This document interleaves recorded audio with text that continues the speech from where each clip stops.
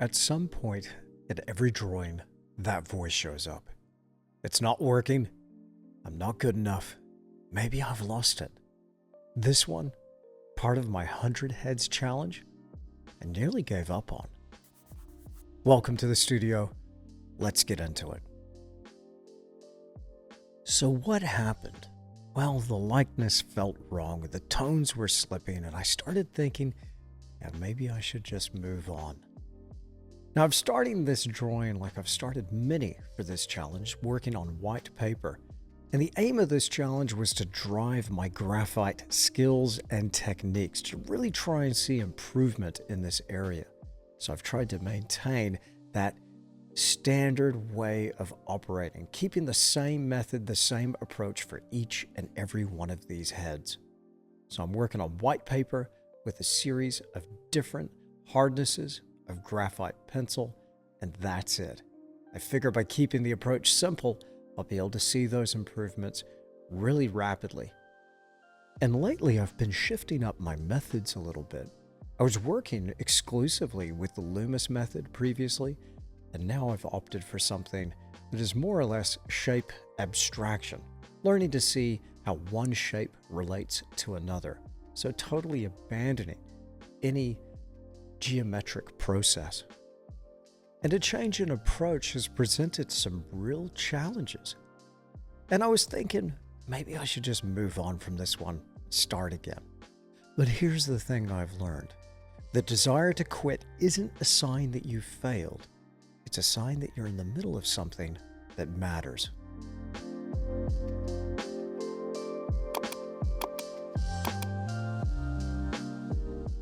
This drawing right here is part of a challenge that I've set for myself. 100 heads, one head at a time. Just graphite, just paper, just the process. No shortcuts, no filters, no edits. And honestly, I've drawn 1,000 portraits at least in my life, but this one, this quiet, gray, slow burner, this taught me something that punched a little bit deeper than the others. It taught me how to stay in the struggle, how to trust the process, even when it's ugly, especially when it's ugly. So if you hit that place, that messy, confusing middle in your own work, then this video is for you.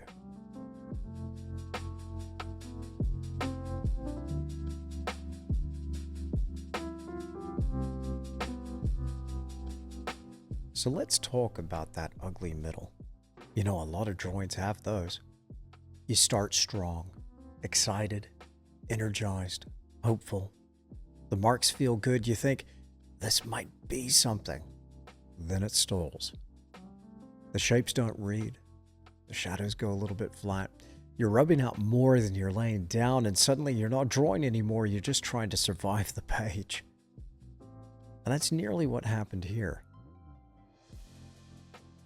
For a while, I couldn't see a way forward. I was looking at this stair, just glancing through a mess of hatchwork and smudging. And I was thinking, why is it not looking quite right? I questioned the technique, the approach. Maybe I should go back to the Loomis method. But here's the truth. Most people quit during that ugly middle. That's where drawings get abandoned. That's where paintings go to die. But if you hang in there, if you can stay just a little longer, something incredible can start to happen. And this is the lesson that I'm learning over and over again through this challenge. It's about sticking with it. If it's going to turn out to be a bad drawing, well then, oh well, it's just a bad drawing. No problem. We'll just move on to another one. But if I give up, I'm going to miss out on the potential for learning a valuable lesson. Maybe I could work more with my volumes. Maybe I could work more with my hatching technique. Maybe I could explore something else with the way contours can define a form. Maybe I could drive the values a little bit deeper and carry that lesson into the next drawing. Just maybe.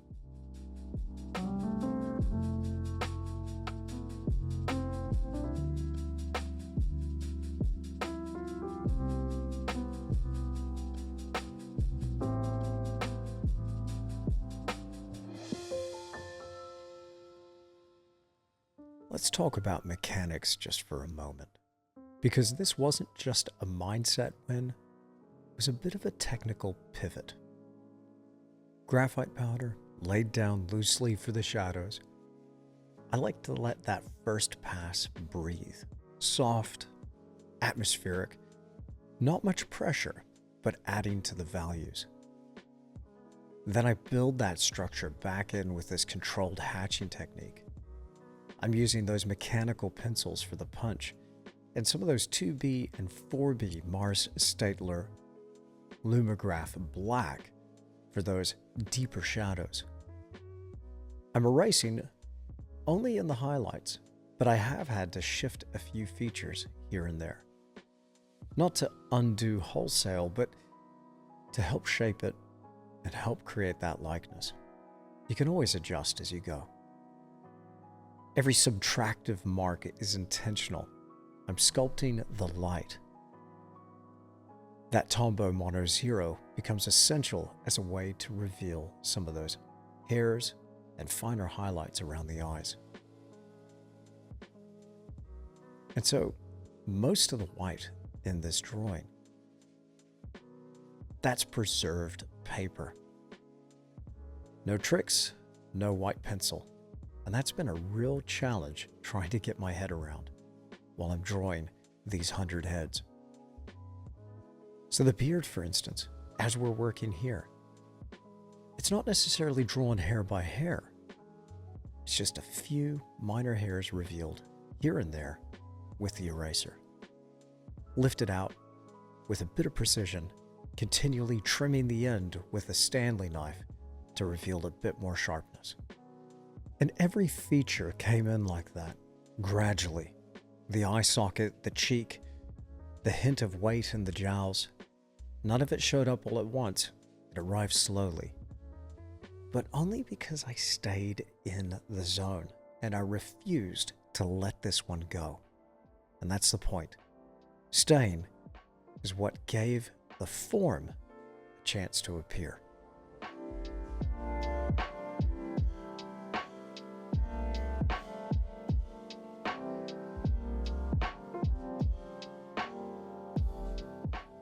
There's this point in every drawing where you realize this isn't about the marks anymore. It's about the mindset behind them. That's something I've had to learn the hard way over the years. It's not just how well you draw, but how well you think when the drawing isn't going your way. Because there'll always be those days, the ones where the reference doesn't sit right, your hand feels stiff, and you start wondering if you're just off your game. But mindset, that's the part I've found that you can control. For me, it's less about staying positive and more about staying practical. When I hit resistance, I've trained myself to ask better questions. What's working here? What isn't working here? What if I shifted something, added more tone, removed something? Am I looking too long at the reference and not enough at the drawing? What does the drawing need? It's about shifting from reacting emotionally to responding deliberately. Because drawing isn't about perfection, it's about course correction. It's just like sailing. You make 100 little adjustments to stay on track. And when you approach it that way, as something that's meant to be iterative, you take the pressure off. You stop expecting every move to be a masterpiece, and you just focus on moving forward. It's one decision at a time, one value at a time, one shape at a time, one line at a time, and you stay with it. This is what I like to call professional patience. And it's honestly one of the biggest differences I see between artists who keep growing and those who stall out. And I don't know about you, but I'd love to keep growing.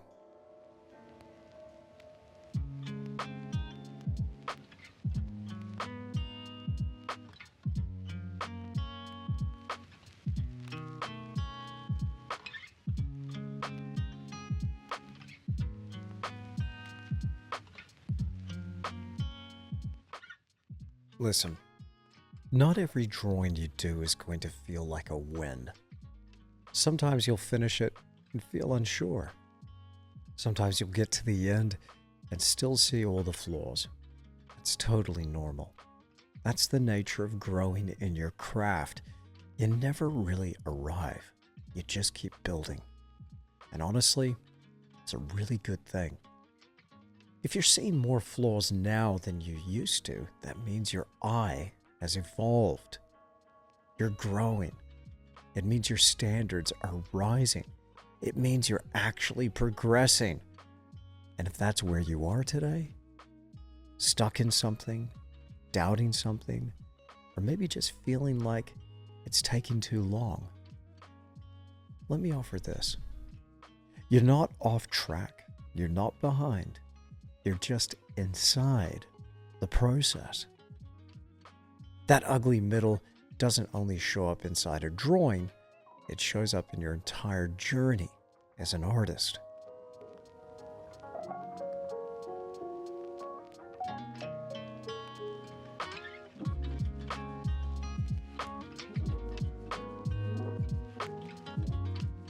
There are whole seasons where nothing feels quite right. You're still doing the work, still putting in the time, but you're not seeing the result. And that's hard, but it's not permanent. That in-between phase where the real transformation is happening, not the obvious kind, but the kind that builds foundations, the kind that shifts the way you see, the kind that makes your hand more confident, your choices more refined, your instincts sharper. And it only happens when you stay with it. Not when it's easy, but when it's uncertain. That's the path that turns effort into growth.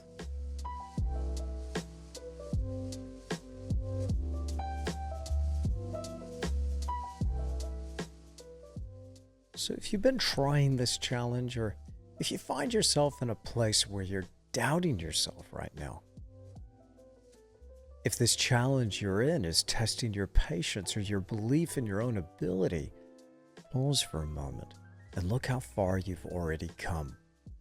Look at the drawings you've finished, the lines you didn't know how to make 6 months ago that now feel secure, second nature.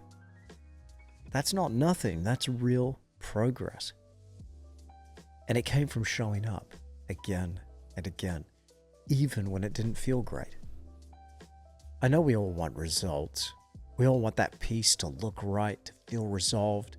But in the end, the result isn't the reward.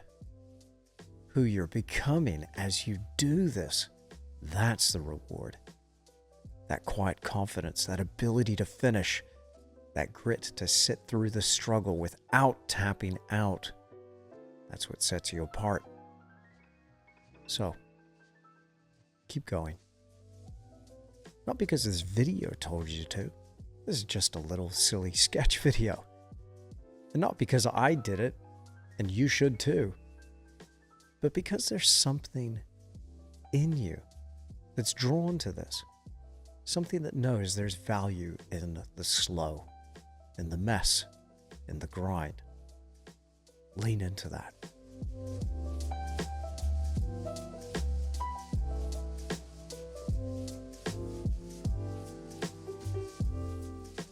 So whatever your heads look like as part of your 100 head challenge, if you're joining me on this challenge, whatever's resisting you right now, don't see it as a wall.